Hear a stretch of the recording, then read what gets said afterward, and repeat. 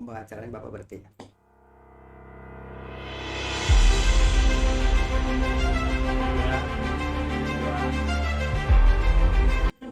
Assalamualaikum warahmatullahi wabarakatuh. Waalaikumsalam warahmatullahi wabarakatuh.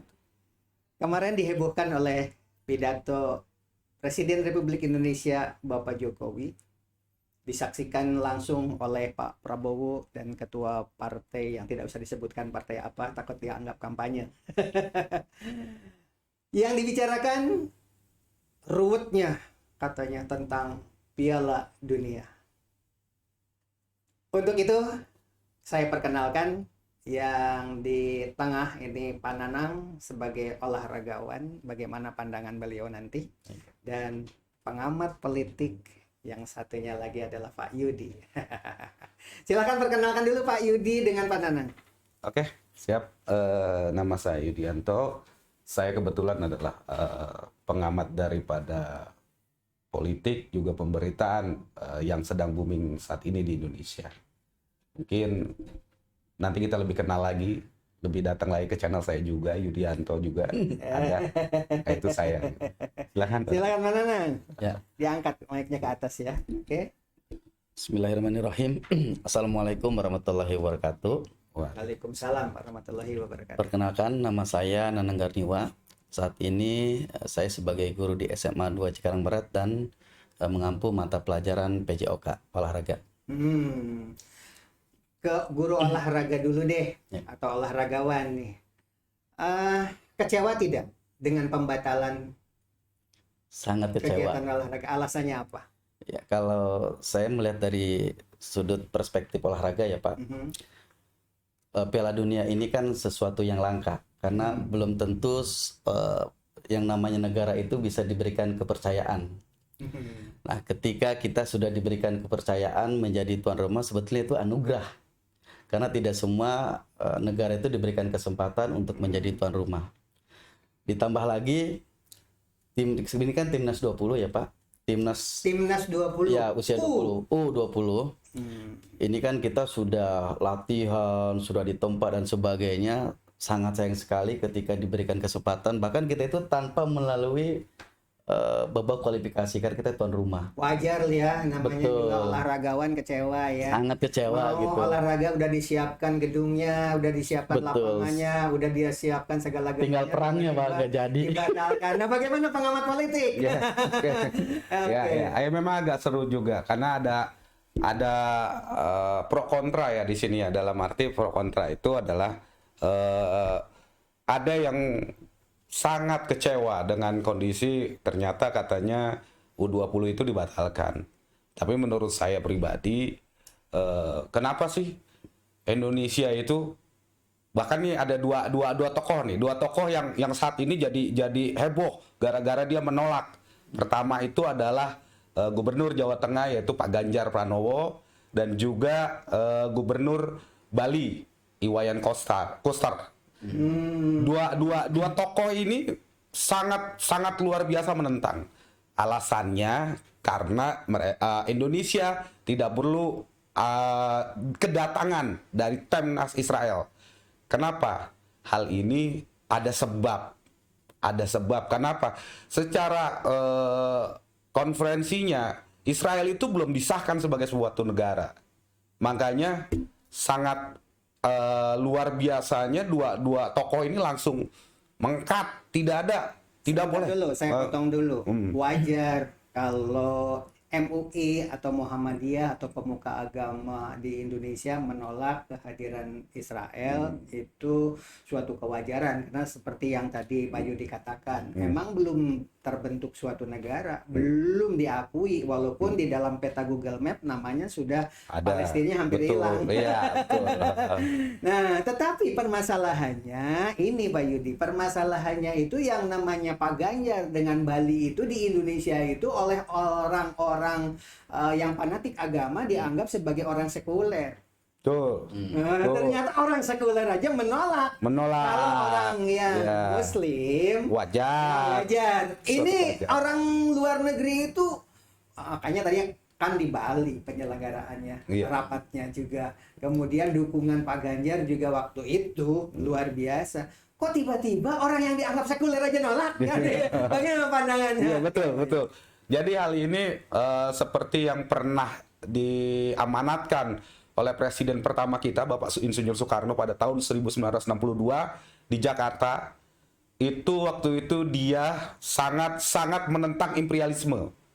Seperti pembukaan Undang-Undang Dasar terkait dengan penjajahan di atas dunia harus dihapuskan. Itu alinea pertama. Jadi saya melihat bahwa Pak Ganjar dengan Pak Iwayan ini mereka itu mengemban amanah berat. Meskipun yang lain menentang. Ada beberapa yang pro juga, jangan campur adukan olahraga dengan politik. Sekarang kalau kita berbicara olahraga dan politik, Pak Haji, sekarang kita berbicara jangan dicampur adukan. Bagaimana FIFA dengan Rusia? Rusia tidak boleh ikut Piala Dunia 2022 di Qatar. Dilarang. Dia baru 1 tahun menjajah Ukraina. Bagaimana dengan Israel yang 48 tahun menjajah Palestina? Ini yang jadi pertanyaan besar kita. Jadi kalau bahasa jangan campur adukan politik dengan olahraga, hal yang tidak masuk akal menurut saya. Tapi ada isu, katanya kemarin kan Pak Prabowo diajak jalan-jalan sama Pak Jokowi, elektabilitasnya naik. Nah, pemilihan presiden tahun 2024 itu ada yang mengatakan justru ketergantungan kepada politik internasional. Kemarin Pak Prabowo elektabilitasnya naik. Nah, sekarang justru yang menaik adalah Pak Ganjar. Betul.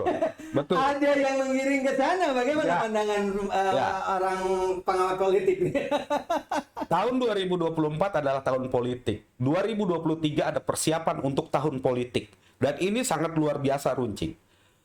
Secara skemanya, Pak Ganjar ini tidak terlalu tenar kalau menurut saya, tidak terlalu terangkat elektabilitasnya. Tapi sejak munculnya bahasa FIFA menolak U20 atau Indonesia menjadi tuan rumah, Terkesan seperti desain.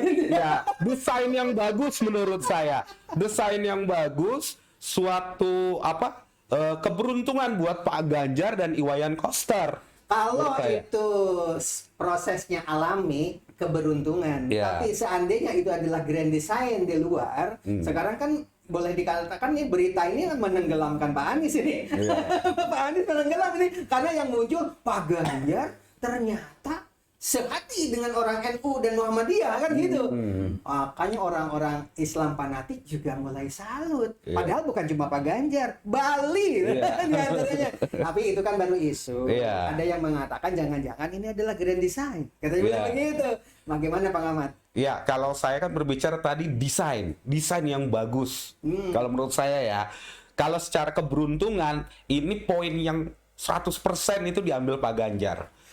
Dari segi keberuntungan. Kalau grand design bagus. Jadi dua-duanya untung ini. Dua-duanya untung. Tapi menurut saya begini, kepemimpinan itu sekarang masyarakat Indonesia sudah pandai ya, dalam artian melihatnya bukan hanya saja penolakan tentang Pak Ganjar dengan Pak Iwayan Koster yang partainya kebetulan sama, Pak Haji. Oh, dari dua-duanya separtai. Kita nggak usah sebutin. Mungkin semua tahu ya. Orang yang menduga bahwa ini grand design karena partai yang sama kali ya. Karena satu partai mereka, partai yang sama. Jadi saya lihat di sini bahwa sebenarnya ada pengaturan yang sangat luar biasa di sini. Ada pengaturan. Jadi dugaan. Ya, pengaturan dalam artian begini Pak Haji. Pengaturan bagaimana seseorang itu bisa naik elektabilitasnya. Di luar dugaan dalam di luar dugaan. Iya, di luar dugaan.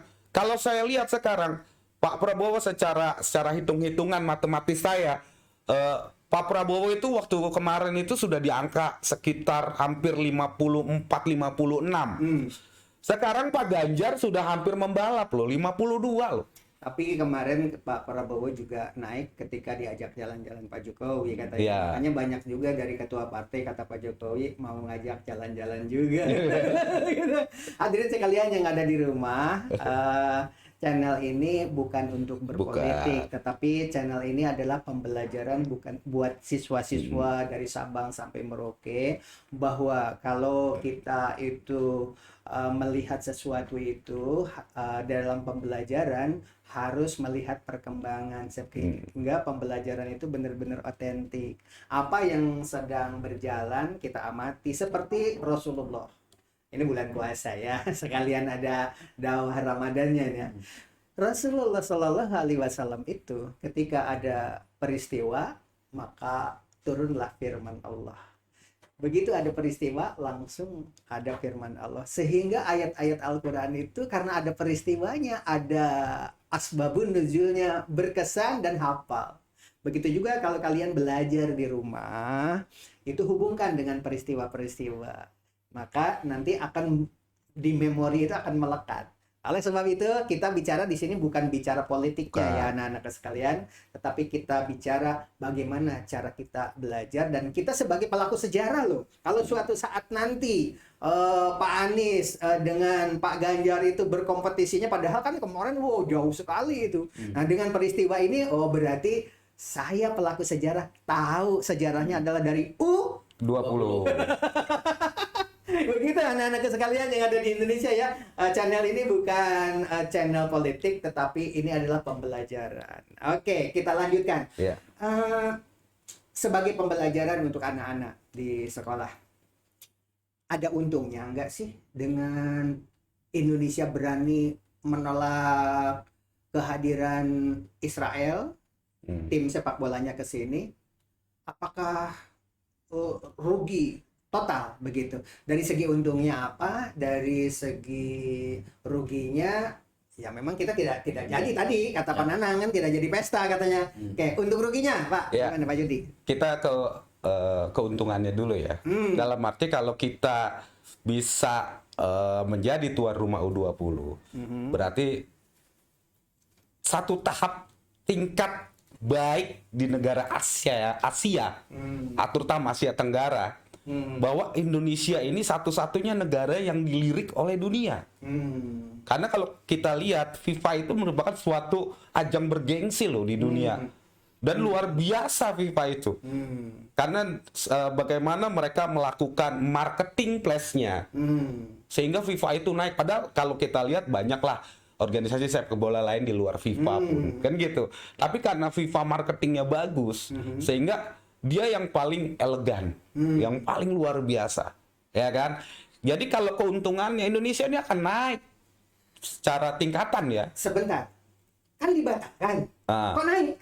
Nah, tadi kalau untungnya kita menjadi tuan rumah. Kalau untungnya jadi tuan rumah. Kalau dibatalkan untungnya apa? Kalau dibatalkan secara keuntungan, bahwa Indonesia, Mas, ini anak-anak ini yang tonton kebanyakan mungkin dari generasi penerus ya. Ya, ini channel generasi penerus ya. Generasi Orang penerus. politik tidak akan nonton ini.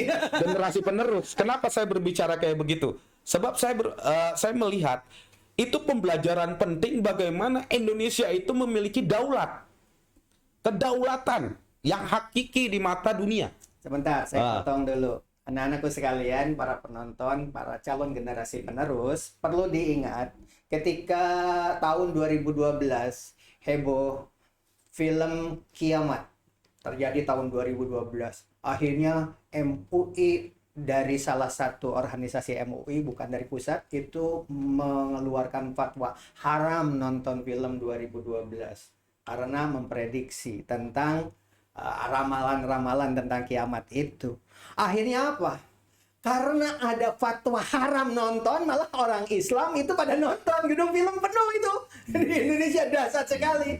Jadi, itu adalah bagian daripada promosi. Sekarang juga bisa saja dengan adanya pembatalan U20 ini, sebenarnya untuk menggenjot pasar. Bisa saja. Wallahu alam, itu kan praduga ya. Itu hanya dugaan. Jadi bagi anak-anak yang ada di rumah, untuk calon penyelenggara konser nanti, kalau generasi yang sudah tua-tua seperti ini hilang, kan generasi penerusnya siapa gitu kan.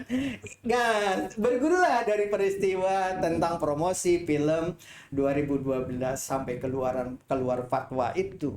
Dengan fatwa keluar, orang penasaran. sebenarnya ada apa sih film 2012 itu, kan begitu orang jadi penasaran. Nah ini juga sama, walaupun tidak jadi penyelenggaraan turnamen sepak bola ya, U20 ini tidak jadi di Indonesia. Indonesia sudah melambung tinggi, sudah poinnya sudah dapat. Ya, poinnya sudah dapat seperti yang dikatakan Pak Yudi tadi. Itu keuntungan ya Pak Yudi ya. Oke.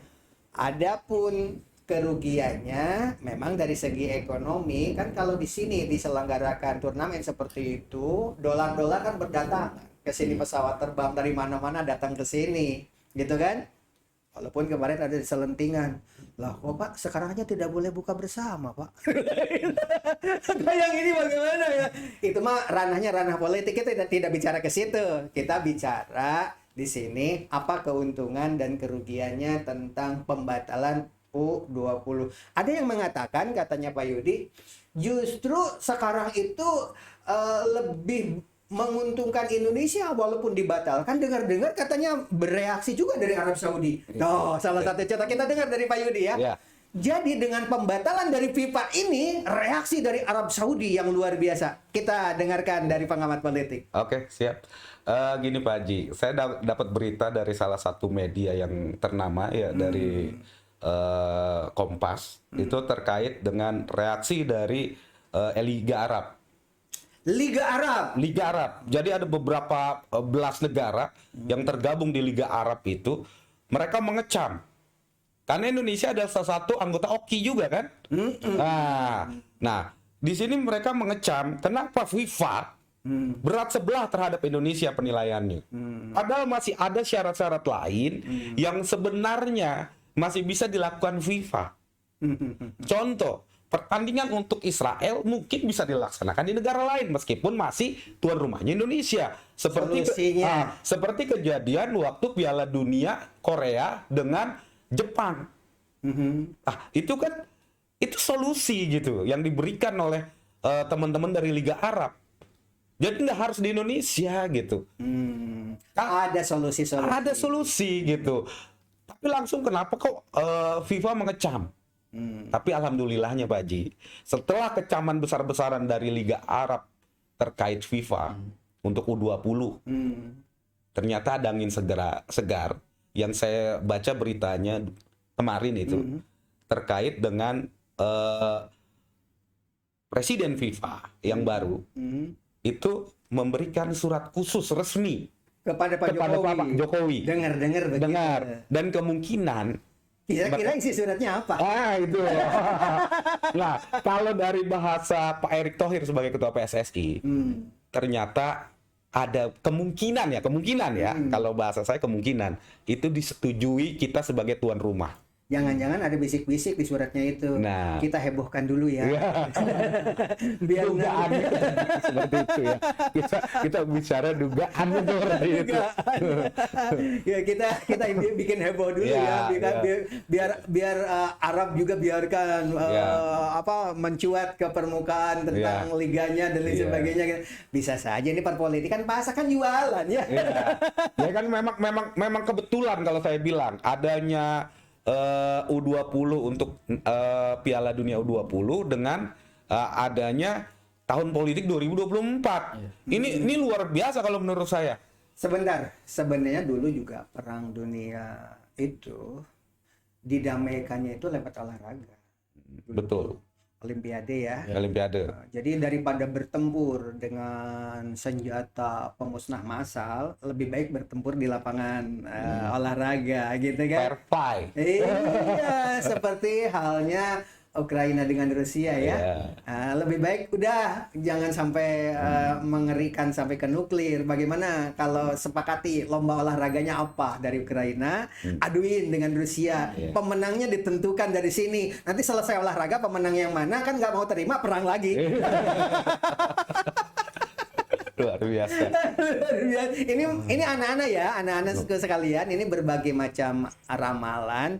Jadi kalau ada apa-apa itu kita jangan terlalu percaya kepada satu sumber. Iya. Jadi beberapa sumber itu jadi bahan pertimbangan seperti yang kita bicarakan di sini, beberapa alternatif menebak-nebak apa surat yang diberikan dari pipa ke Pak Jokowi, kan kita nebak alternatif apakah berhubungan dengan penjualan tiket atau berhubungan dengan apa gitu kan, isu Israel, isu Liga Arab dan sebagainya kan muncul di sini. Yang paling penting bagi kita adalah proses pembelajarannya, kan begitu. Dengar-dengar di Arab Saudi itu gimana mau membentuk apa tadi? Arab Saudi mengusulkan seperti yang dulu pernah diusulkan oleh Presiden Soekarno 1962. Kita itu ada Ganevo, Pak Haji. Sebentar dulu. Oh. Pasti penasaran nih ya teman-teman yang ada di sana termasuk anak-anak. Sebenarnya sejarahnya U20 itu apa ya? Biar Pak Nanang jelasin dulu. Iya, boleh. Jangan dia juga nggak tahu. Pak Nanang gimana sih sejarahnya? Silakan ambil mic-nya. Iya. Sejarah U20 itu gimana sih? Dan sejak kapan? Timnasnya Pak Haji, Timnas 20. Enggak, lahirnya U20 itu di mana? Jangan-jangan Indonesia itu baru masuk padahal U20 dari sekian abad yang lampau sudah ada. Tahu nggak sejarahnya itu? Ya paling tidak sepengetahuan olahragawan lah. Iya. Silakan. Iya, kalau sepengetahuan saya memang pembina U20 itu kan salah satu pembinaan dari PSSI ya Pak Haji. Jadi memang yang membentuknya Indonesia. Timnas U20? Iya. Jadi Nah, ternyata ini pengetahuan baru. Jadi U20 itu ternyata dari Indonesia bukan dari Eropa ya. iya, Oke, terus. jadi gini Pak Haji, Piala Dunia itu kan ada tahapannya ya. Ada Piala Dunia yang senior itu yang biasa 4 tahun sekali. Terus juga ada yang Piala Dunia U20 gitu ya, seperti yang sekarang. Tetapi di Indonesia terkait dengan pembinaan itu, timnas itu memang berjenjang, gitu, dari mulai yang remaja 16 tahun, ada 20 tahun sampai dengan 23 sampai dengan senior. Kelas ini berarti ya kalau Iya. di tinju mah ada kelas ringan, kelas bantam. Iya, gitu. betul, Pak Haji. Nah, salah satunya alhamdulillah tadi seperti yang kita bahas hari ini bahwa Indonesia dipercaya oleh FIFA itu menjadi tuan rumah untuk Piala Dunia. Orang yang punya ide dan gagasan akhirnya katanya itu tadi. Betul, kalau lahirnya itu memang ya dari FIFA begitu ya. Akhirnya dari FIFA. Betul. Hanya Itu gagasan lalu diimplementasikan di PSSI itu ya berjenjang, harus ada sebentar. tahap-tahapannya. Hadirin sekalian, memang ada isu katanya negara-negara Asia itu nggak bakalan masuk juara dunia, walaupun dulu di Indonesia zaman penjaga gawangnya Pak Sailan ya, itu pengawalnya Bung Karno pada saat itu kita sudah mendunia itu ya. Iya. Tetapi kebelakangan sini karena tubuhnya itu kerdil, tidak mungkin bisa bersaing dengan yang tubuhnya tinggi. Makanya lahirlah kelompok ini dan ternyata selalu mencuat dari Asia. Tapi begitu kelasnya sudah berubah ya kalah lagi baik. Tapi perlu diketahui Pak Haji, sekarang Indonesia pun sudah menerapkan yang namanya sport science. Apa itu? Sport science itu dalam bidang ilmu keolahragaan ya, termasuk tinggi badan itu sekarang orang Indonesia itu di U20 aja tingginya udah luar biasa Pak Haji. Ya, dari segi postur tubuh karena memang Betul. makanan itu berpengaruh dulu waktu Indonesia dijajah sama Jepang. Jepang itu tubuhnya lebih kecil Iya, daripada kecil. orang Indonesia. Betul.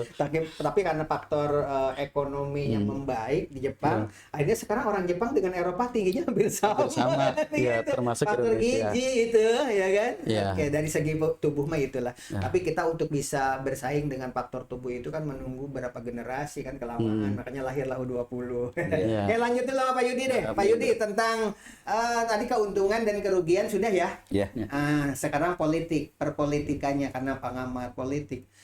Dengar-dengar Arab Saudi itu mengeluarkan taringnya itu gimana sih? Ya, jadi pada saat isu Indonesia ditolak sebagai tuan rumah FIFA, berita itu langsung menyebar seantero dunia lah ya, seantero dunia. Karena kalau bahasa ditolak itu kan oleh FIFA udah wah, ini ada apa nih negara nih, ada apa nih kan gitu kan, ada masalah apa ini negara? Kok ditolak sama FIFA gitu kan? Ternyata ini dicium oleh negara Arab, karena mereka melihat Indonesia itu sebagai sahabat sebagai keluarga dan sebagai saudara untuk Arab ya. Negara Muslim Terbesar di dunia. penduduknya. Di dunia ya. Udah nggak main-main kan gitu. Jadi hal ini yang membuat Arab Saudi itu Berang ya. berang. Kok Indonesia ini kalau boleh dibilang Pak Haji, Indonesia itu tidak pernah yang namanya menunjukkan satu apa ya di negaranya ya, pemerintahannya itu tidak menunjukkan suatu yang radikal, yang keras, tidak. Indonesia lebih ke lembut. Indonesia lebih ke lembah lembut Lebih gitu banyak kan. mengalah ya. Ya, lebih banyak kita mengalah untuk menang. Bahasa pemerintahannya ya beda sama masyarakatnya. Ya kan yang siap apalah ya kan dengan Are Surabaya. ya kan. Tapi secara pemerintahan mereka lebih sabar. Ya kan, lebih sabar. Memang pemerintah harus begitu. Iya. Mengayomi ya. Mengayomi. Dan hal inilah yang dilihat oleh Liga Arab. Sekelas Indonesia kok ditolak gitu kan. Padahal ya kalau boleh dibilang Indonesia itu negara yang sangat dicintai seluruh dunia. Ya kan? Ini yang jadi pertanyaan besar. Tapi gini Pak Edi, mohon Mas potong ya. Sebetulnya kan di olahraga itu peserta Israel itu bukan hanya sepak bola sebetulnya Pak Haji. Ketika Indonesia Iya, olahraga lain Iya. juga kita Kenapa ketika tadi Piala Dunia kita jadi tuan rumah ya di Piala Dunia ini, kenapa yang mencuat itu ini sebetulnya sebelumnya juga ketika kita jadi tuan rumah ada peserta-peserta juga yang dari Israel. Contoh misalkan ketika panjat ya. panjat tebing. Kita tuan rumah itu ada peserta itu dari Dan bukan cuma itu, banyak. Sebenarnya Kenapa? tidak ada masalah. Nah, itu. Ya. Masalahnya yang saya udah dengar karena ini sudah menjadi konsumsi publik. Iya. Sepak bola itu kan boleh dikatakan olahraga yang paling menyedot perhatian dunia, begitu. Kalau yang lain anggaplah orang-orang Muslim itu tidak nonton itu. Iya. Nggak tahu kalau kegiatan olahraga yang lain ditonton juga sama juga. Ya, itu mungkin benar Pak Haji. Dalam artian olahraga bola itu, sepak bola itu adalah olahraga yang paling digemari di seluruh dunia. Itu masalah. 80% loh. Nah, itu yang mengecewakan. 80%. Dan satu lagi Pak Haji, peta konflik di dunia. Kita harus baca Pak Haji. FIFA lebih ke negara barat. FIFA itu lebih ke negara Barat. Iyalah. Blok barat lah kalau bahasa kita. Sedangkan ini kan ada yang lagi gunjang-ganjing nih, Rusia dengan Ukraina. Sebentar dulu, saya ingat jadi Kamerun. Kamerun pernah jadi juara dunia kan? Iya, Ditumbangkannya bukan dari main bola, betul. aturannya. Tidak boleh menyodok bola dari dua Iya, selangkangan ini. iya. Dulu kan tidak ada aturan Tidak itu. ada. Kelebihan dari Kamerun kan itu. Iya. Iya kan? Untuk menjatuhkan kalau memang tidak mampu lagi bersaing, aturannya di mana dia kelebihan? Dirubah. Kelebihannya di situ, atur aja itulah kelebihan. Iya, makanya di sini rupanya FIFA sudah melihat peta konflik, Pak Haji. Dia sebenarnya ingin memperlihatkan kekuatannya di sini kepada Indonesia. Saya bisa ngatur kamu loh, gitu. Dalam artian supaya Rusia ini ngelihat Indonesia bisa diatur. Karena selama ini Rusia, kalau dari zaman Bung Karno kita baca, itu sangat mesra hubungannya dengan Indonesia. Iya, karena Indonesia itu kan non bloknya itu Iya. bikin poros Jakarta Peking. Nah, itu. Rusia, Nah, gitu kan. itu memperlihatkan Indonesia ini pihak siapa sebenarnya. Jadi itu indikasi-indikasi secara peta konflik dunia ya. Walaupun banyak yang mengatakan jadi negara non blok itu rugi. Rugi. Ketika yang berjaya sebelah. Betul. Ketika berjaya dua-duanya non blok untung. Untung. Nah, tapi kan di sini Indonesia tidak memihak seperti itu. Indonesia ini lebih posisinya di tengah. Iya, itu non blok. Netral. Iya, Dia tidak mengikut kemana-mana. Indonesia akan menentang satu imperialisme itu sesuai undang-undang, Pak Haji. Jadi kalau bahasa saya, kenapa olahraga yang namanya U20 ini jadi booming terkait penolakan timnas Israel untuk datang ke Indonesia. Sebenarnya datang aja seperti Pak Nanang bilang. Kalau mau datang aja. Kenapa? Indonesia itu paling ramah sama yang namanya tamu. Betul kan? Yang namanya jiwa ketimurannya ada, Pak Haji. Kecuali garis keras. Kecuali kan. Di mana-mana ada. Iya, tapi kan dengan tanda kutip hanya Tapi negara kuat seper, ya kan? Iya. Tapi kalau untuk secara pribadi ketimurannya. Iya. Kita sama yang namanya tamu itu sangat menghargai, Pak Haji. Dan kalau negara sudah merestui dan keamanan kan ditanggung. Tuh, sebenarnya kalau mau datang aja gitu kalau bahasa saya kan. Iya. Datang aja. Cuman karena ada dua tokoh yang sangat dahsyat. Sebenarnya kalau tokoh-tokoh Islam sendiri yang menentang mah kayaknya cuek aja, Pak Haji. Kalau menurut saya ya dugaan saya seperti itu. Karena berapa kali waktu timnas Israel itu datang, yang waktu perlombaan senam dan kungfu pencak silat, Pak Haji, Israel tuh datang, itu ditentang sama tokoh-tokoh Muslim, cuek aja datang tuh gitu. Karena gitu kan. Indonesia bukan negara Islam. Nah, Itu kan. karena Indonesia negara republik, Iya, demokrasi, Pancasila ya. Pancasila. Makanya itu hal inilah yang akhirnya dilihat oleh FIFA kan gitu. FIFA melihat ini nih, gitu kan. Maaf, anak-anakku sekalian yang ada di rumah, berbahagialah kita sebagai negara, bukan negara agama, tapi negara Pancasila. Kalau negara memakai komitmen atas dasar agama, dipublikasikan, go internasional, habis dibantai itu. Banyak sekarang kan negara-negara Islam itu diadu domba, hancur-hancuran. Begitu ke Indonesia, Indonesia bukan negara Islam ya kan, negaranya Pancasila, damai-damai saja tuh. Nah, itulah kelebihannya. Ini yang dijelaskan oleh pengamat politik Pak Yudi diantaranya. Ya, untuk anak-anak semuanya, pertahankanlah negara Pancasila karena ini ternyata keuntungannya ya. Karena channel ini kan untuk channel pembelajaran, untuk keutuhan NKRI ya. Oke, lanjut Pak Yudi. Oke. Jadi kalau saya lihat saat ini, kenapa sekarang akhirnya FIFA melunak sama Indonesia? Melunak ya? Iya, melunak. Karena itu tadi mereka akan rugi sendiri, Pak Haji. Kalau Indonesia itu tidak digandeng. Karena yang bisa mendamaikan seluruhnya itu Indonesia. Ukraina berhenti perang, gencatan senjata meskipun 1 minggu dengan sempat? Rusia. Sempat, Pak Haji. Sempat. Itu waktu Pak Jokowi datang. Sekelas Pak Putin, Pak Putin ini nggak bisa diatur sama semua negara. Tapi sama Indonesia mesra, Pak Haji. Duduk cuman meja kecil. Kalau sama presiden lain mejanya jauh, Pak Haji. Jadi ingat waktu peristiwa Indonesia mempertahankan Timor Timur. Waktu itu kita diboikot oleh Amerika Serikat. Pesawat nggak bisa terbang karena onderdilnya tidak. Dia dikasih, tidak diberikan. Itulah ketika kita itu memihak kepada satu blok, udah manut. Tetapi sekarang Indonesia kalau tidak diperkenankan mempergunakan pesawat-pesawat yang kita beli, padahal kita kan beli ya kan. Orang ada pesawat buatan sebelah, ada teknologi buatan Cina, ada teknologi buatan Rusia, kita lengkap ada di sini. Yang lebih bangga lagi anak-anak sekalian, Indonesia itu mandiri. Salah satu contoh adanya Pindad. Sekarang udah ngeluarkan mobil Maung namanya, ya kan? Itu dahsyat sekali. Dan ketika drone Amerika kemarin jatuh di Laut Hitam, barulah mencuat ke permukaan. Ternyata Indonesia punya 2 produk drone. Drone yang pertama adalah buatan Pindad. Memang kecil sih, tapi lincah.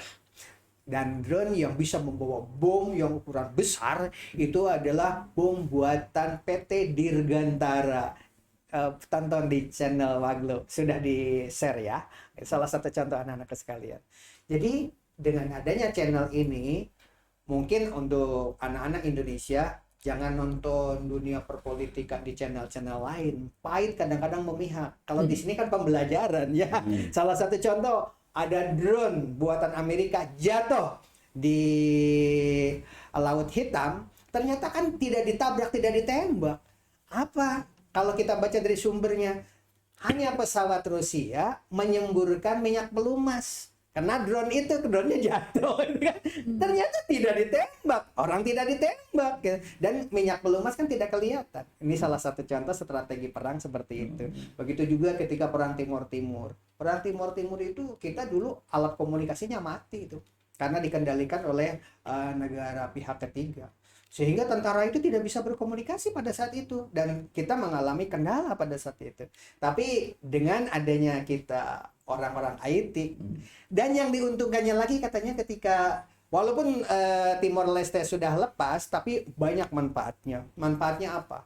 Kita tahu lah sekarang, oh tuh buktinya kalau melepaskan diri dengan ekonomi seperti itu, wajib belajarnya hanya kelas 3 SD, nggak sampai kelas 6 SD. Sementara di Indonesia sekarang kan kalau SMP kan wajib jauh sekali, mereka SD aja enggak. Salah satu contoh seperti itu. Nah, jadi untungnya banyak. Dan satu lagi, dalam strategi perang, Indonesia mulai menang. Kenapa? Karena di Indonesia banyak bahasa Batak, bahasa Padang, dan menurut bocoran dari tentara yang bertempur di timur pada saat itu, Indonesia menang karena apa? Kalau pakai bahasa Indonesia tersadap, mereka paham. Tetapi ketika memakai bahasa Sunda yang benar-benar bahasa Sunda, mereka kalang kabut, ini ngomong apa? Akhirnya Indonesia menang. Itu salah satu contoh anak-anak sekalian. Maka junjunglah bahasa daerah, jangan dilupakan. Bisa dipakai untuk strategi perang, jadi bahasa sandi. Akhirnya setiap kesatuan harus ada orang Sundanya. Ketika ngomong, siapa orang Sunda? Akhirnya udah ngomong ke bahasa Sunda, udah tamburnya kita ke utara, karena kan utara bahasa Sunda nah. Kaler, apa itu kaler? Gitu. Itulah salah satu contoh. Anak-anak sekalian, barangkali ini podcast terpanjang nih ya. Sebelum ditutup, barangkali ada pesan-pesan terakhir. Last statement, silakan Pak Yudi. Oke. Kita ambil makna baiknya. Jangan pernah makna buruk dari penolakan FIFA terhadap Indonesia untuk jadi tuan rumah U20. Kenapa? Berarti Indonesia ini berdaulat, tidak bisa diatur oleh siapapun. Dan itu pesan saya. Jadilah orang yang berdaulat, jadilah negara yang berdaulat. Punya keyakinan untuk positif dan maju ke depan tanpa harus bermohon, meminta kepada yang lain. Dan itulah tugas kita ke depannya sebagai generasi penerus bangsa. Jangan pernah mau diadu domba oleh siapapun. Ya, kalau dari saya untuk Garuda Muda, untuk timnas U20 jangan patah semangat, tetap berlatih karena kompetisi itu bukan hanya satu, masih banyak kompetisi dunia yang bisa kalian ikuti, dan saya yakin ke depannya timnas Indonesia baik itu yang remaja maupun yang dewasa akan berprestasi. Garuda Jaya. Oke. Kita garis bawahi saran dari Pak Jokowi, jangan saling menyalahkan. Walaupun kita lihat di channel-channel YouTube yang lain, terutama yang channelnya jumlah subscribe-nya banyak, itu lebih banyak yang menyudutkan. Kenapa mesti demo-demo segala? Tuh kan rasain gagal, katanya bilang begitu. Padahal ini adalah keuntungan besar. Indonesia sekarang diperhatikan oleh Arab Saudi, kemudian tahulah dunia ternyata Indonesia tidak bisa dianggap remeh gitu kan, sampai mengirim surat dari FIFA. Anak-anakku sekalian yang ada di rumah, ambil hikmah. Jangan berbicara itu terpengaruh atau terprovokasi oleh salah satu sumber. Lebih baik kita netral, belajarlah dengan baik dari konferensi Asia Afrika, salah satu contoh. Walaupun kita waktu itu sempat keluar dari PBB. Karena apa? Karena kita ngelawan PBB. Berani itu Indonesia. Walaupun ketika masuk lagi jadi nomor urutannya jauh sekali. Nggak apa-apa. Kita bukti. Kita bisa membuktikan. Kita bisa unjuk gigi. Demikian barangkali. Wassalamualaikum warahmatullahi wabarakatuh. Salam. Gubuk Apung. Oke. Pandang dulu.